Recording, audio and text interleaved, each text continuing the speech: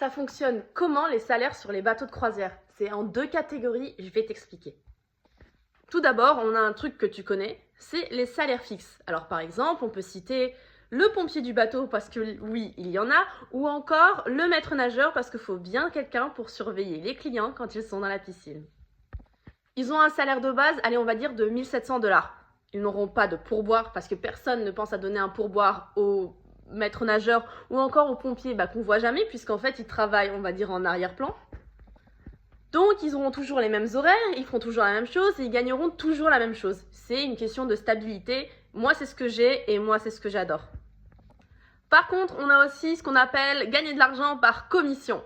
Tu comprends mais je vais encore te l'expliquer. J'ai des amis par exemple, allez on va dire photographes. Les photographes sur mon ancien bateau de croisière sur le Norwegian Cruise Line, le GEM, ils avaient un salaire de base de 1000 €. Donc tu as conscience que 1000 € c'est rien du tout. Par contre, plus ils vendaient, plus ils gagnaient. Donc ça veut dire qu'à la fin du mois, ils pouvaient se retrouver avec des 2800 $. Par contre, si tu travailles par commission, il faut savoir, en tout cas pour les photographes, qu'ils avaient à chaque croisière une target. Donc un nombre spécifique et très clair de photos à vendre. Donc ça veut dire que leur salaire, c'était up, down. Il n'était jamais fixe.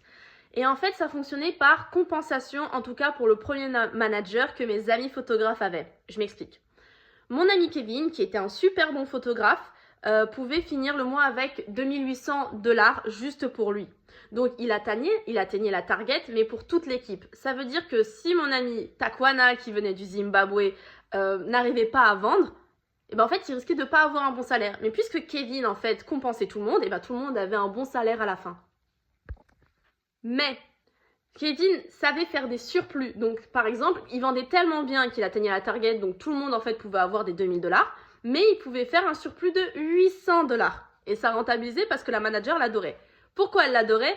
Parce qu'en fait, plus les photographes gagnent de l'argent, plus la manageuse gagnait de l'argent. Par contre, ça dépend effectivement du manager que vous avez.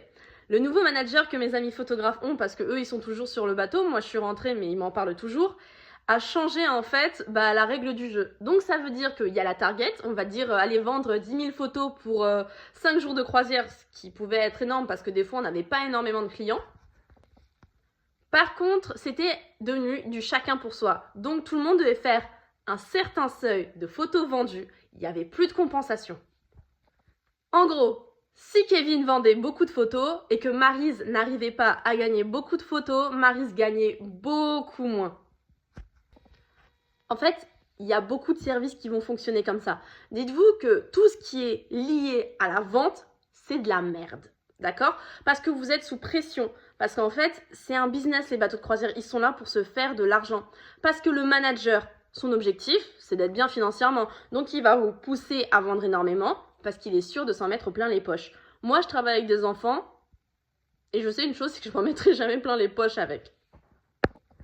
Il y a aussi parfois pour gagner un peu d'argent sur les bateaux de croisière des sortes de mini-jeux.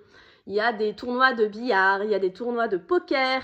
Alors bien sûr, vous perdez de l'argent avant d'en gagner. Je m'explique. L'inscription, elle est par exemple de 10 $. Il faut qu'il y ait quand même un certain nombre de personnes qui dépensent 10 $. Parce que oui, il faut rentabiliser quand même le jeu. Et les 3 premiers peuvent gagner une certaine somme d'argent, par exemple 50, 75 ou 100 $. Ce qui est rien pour la compagnie, mais en fait la compagnie va tout faire pour vous voler de l'argent. Voilà, maintenant tu sais que si tu travailles sur un bateau de croisière, t'es juste un code barre.